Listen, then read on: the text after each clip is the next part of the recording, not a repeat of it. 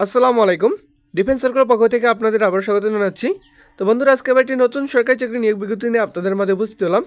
তো সার্কুলারটি হচ্ছে বাংলাদেশ পুলিশ নিয়োগ বিজ্ঞপ্তি 2025। এই সার্কুলারটি কিন্তু বাংলাদেশ পুলিশের স্পেশাল ব্রাঞ্চের নিয়োগ। এই সার্কুলারটির টোটাল 16টি পদ নিয়ে সার্কুলারটি প্রকাশ হয়েছে। সার্কুলারটির আবেদন শেষ হবে 24শে ফেব্রুয়ারি 2025। সার্কুলারটির আবেদন কিন্তু চলমান রয়েছে। তো যারা যারা আমাদের ডিফেন্স সার্কুলার পেজের মাধ্যমে আপনি কিন্তু ঘরে বসে নির্ভরভাবে এই সার্কুলারটির আবেদন করে নিতে পারবেন। তার জন্য আমাদের ডিফেন্স সার্কুলার পেজে হোয়াটসঅ্যাপে আপনাকে মেসেজ করতে হবে। আমাদের ডিফেন্স সার্কুলার পেজে হোয়াটসঅ্যাপ নাম্বারটা হচ্ছে 09835874030। এই নাম্বার যোগাযোগ করলে হবে যে ভাই আমি এই সার্কুলারটির এই পদটিতে আবেদন করতে চাচ্ছি। আপনি যোগাযোগ করলে ঘরে বসে নির্ভরভাবে আপনার আবেদনটি করে নিতে পারবেন। এই সার্কুলারটি কিন্তু বাংলাদেশ পুলিশের স্পেশাল ব্রাঞ্চের সার্কুলার। তাই যারা যারা আবেদন করবেন অবশ্যই আমাদের ডিফেন্স সার্কুলার পেজে হোয়াটসঅ্যাপে মেসেজ করবেন। যারা যারা আমাদের ফেসবুক পেজ থেকে ভিডিও ডিরেকশন অবশ্যই ফেসবুক পেজটিকে ফলো দিয়ে রাখবেন। যারা আমাদের ইউটিউব চ্যানেল থেকে ভিডিও ডিরেকশন অবশ্যই ইউটিউব চ্যানেলটিকে সাবস্ক্রাইব করে রাখবেন, যাতে পরবর্তী কোনো নিয়োগের ভিডিও আপলোড হওয়ার সাথে সাথে আপনাদের কাছে নোটিফিকেশন চলে যায়।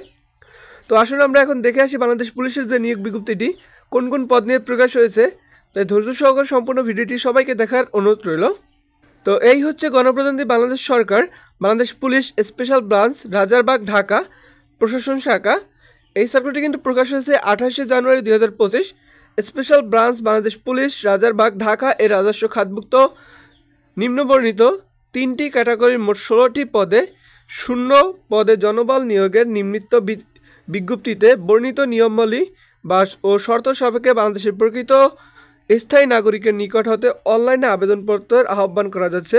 অনলাইন ব্যতীত কোনো আবেদন গ্রহণযোগ্য হবে না। অবশ্যই আপনাকে কিন্তু অনলাইনে আবেদন করতে হবে। তার জন্য আমাদের ডিফেন্স সার্কুলার পেজে হোয়াটসঅ্যাপে আপনি মেসেজ করবেন।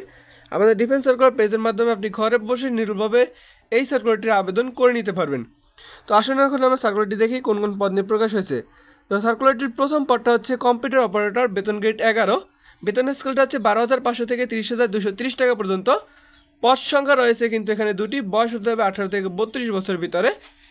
প্রথম কম্পিউটার অপারেটর পদের জন্য আপনার শিক্ষাগত যোগ্যতা প্রয়োজন হবে কোনো স্বীকৃত বিশ্ববিদ্যালয় হতে বিজ্ঞান বিভাগে স্নাতক বা সমান ডিগ্রি, মানে অবশ্যই আপনাকে সায়েন্স থেকে যে কোনো বিভাগে, মানে সায়েন্স থেকে আপনি যে কোনো সাবজেক্টের উপর আপনার স্নাতক ডিগ্রি থাকতে হবে।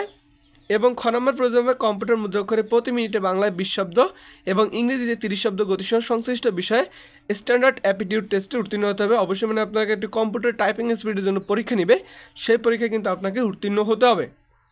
দ্বিতীয় নম্বর পদটি হচ্ছে 60 লিপিকার কাম কম্পিউটার অপারেটর, বেতন গ্রেড 13, 11,000 থেকে 26,590 টাকা পর্যন্ত।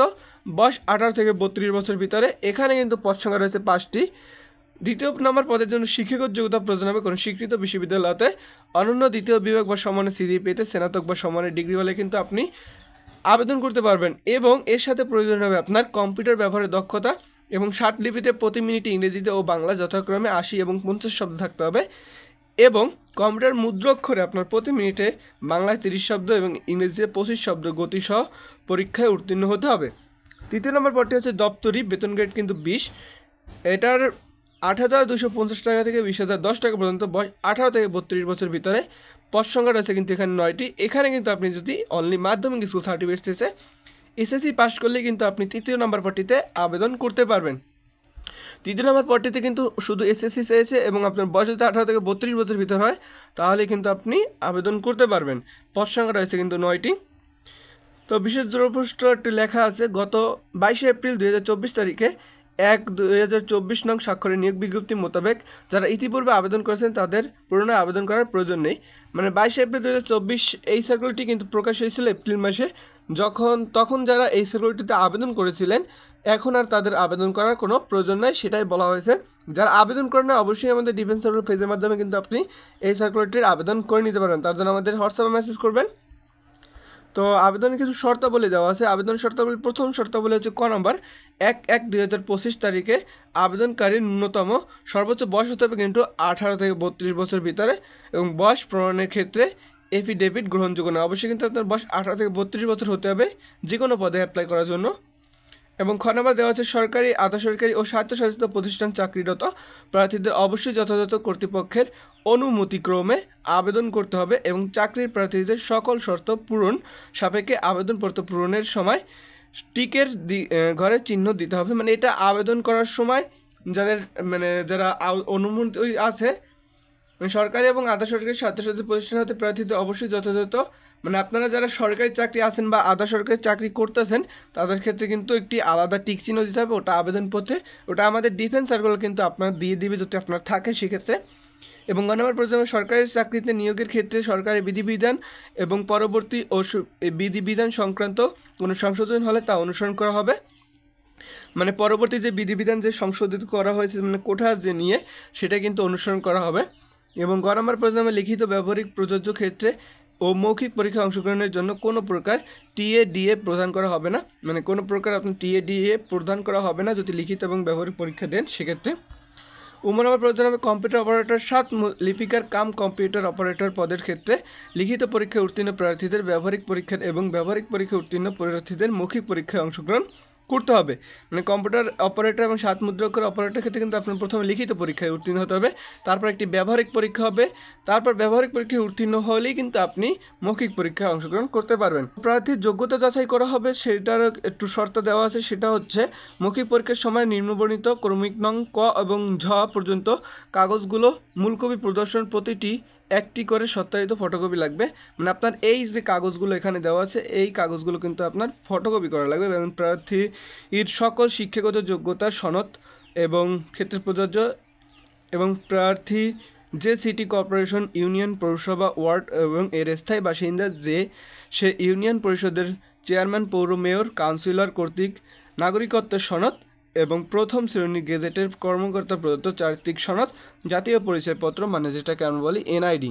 আমার প্রয়োজন হবে অনলাইনে পূরণকৃত আবেদনের কপি, অ্যাপ্লিকেশন কপি ও অ্যাডমিট কার্ড প্রয়োজন হবে। এবং জনপ্রশাসন মন্ত্রণালয় 6 নম্বর প্রয়োজন হবে জনপ্রশাসন মন্ত্রণালয়ের সর্বশেষ জারিকৃত কোঠা পদ্ধতি নির্ধারণ সংক্রান্ত প্রজ্ঞাপন অনুযায়ী বীর মুক্তিযোদ্ধা, শহীদ মুক্তিযোদ্ধা ও বীরঙ্গর সন্তানদের 5% কোঠায় আবেদনকারীকে প্রমাণক হিসাবে এবং সংশ্লিষ্ট বীর মুক্তিযুদ্ধের গেজেট ভারতীয় তালিকা লাল মুক্তিবার্তা নম্বর, সামরিক সনদের নম্বর ও তারিখে বামুস সনদের নম্বর ও তারিখে উল্লেখপূর্বক থাকতে হবে এবং সংশ্লিষ্ট উন্নয়ন পরিষদের চেয়ারম্যান, পৌরসভা, মেয়র, সিটি কর্পোরেশনের ওয়ার্ড কাউন্সিলর কর্তৃক প্রত্যয়নপত্র থাকতে হবে। এবং জনপ্রশাসন মন্ত্রণালয়ের সর্বশেষ জারিকৃত কোঠা পদ্ধতি নির্ধারণের সংক্রান্ত প্রজ্ঞাপন অনুযায়ী ক্ষুদ্র নৃত্যগোষ্ঠী 1%, প্রতিবন্ধী ও তৃতীয় লিঙ্গের 1% এবং কোঠায় আবেদনকারীর ক্ষেত্রে উপযুক্ত কর্তৃপক্ষের কর্তৃক প্রদত্ত সনদ থাকতে হবে। এবং সরকারি আধা সরকারি স্বায়ত্তশাসিত সংস্থায় চাকরিরত প্রার্থীদেরকে অবশ্যই যথাযথ কর্তৃপক্ষের নিকট হতে অনাপত্তিপত্র দাখিল করতে হবে।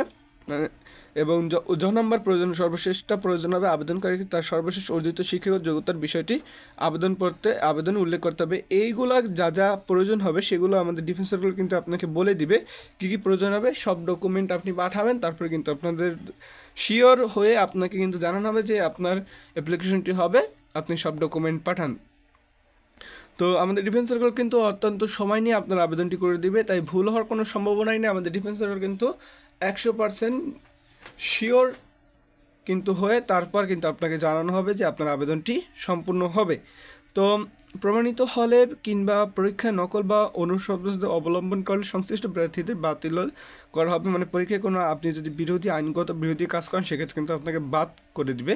এবং ভুল তথ্য, জাল কাগজপত্র যদি আপনি প্রদর্শন করেন সেক্ষেত্রেও কিন্তু প্রার্থীদের বাতিল করে দেওয়া হবে। অবশ্যই কিন্তু আপনাকে সঠিক তথ্যের যে সনদপত্রগুলো আছে সবগুলো কিন্তু আপনাকে প্রদর্শন করতে হবে। তো এই ছিল বাংলাদেশ পুলিশের নতুন নিয়োগ বিজ্ঞপ্তি স্পেশাল ব্রাঞ্চের। তাই যারা যারা আবেদন করবেন অবশ্যই আমাদের ডিফেন্স সার্কেলে হোয়াটসঅ্যাপে মেসেজ করবেন। ধন্যবাদ সবাইকে, ভালো থাকবেন, দেখা আবার কোনো একটি নতুন সার্কেল নিয়ে। আল্লাহ হাফেজ।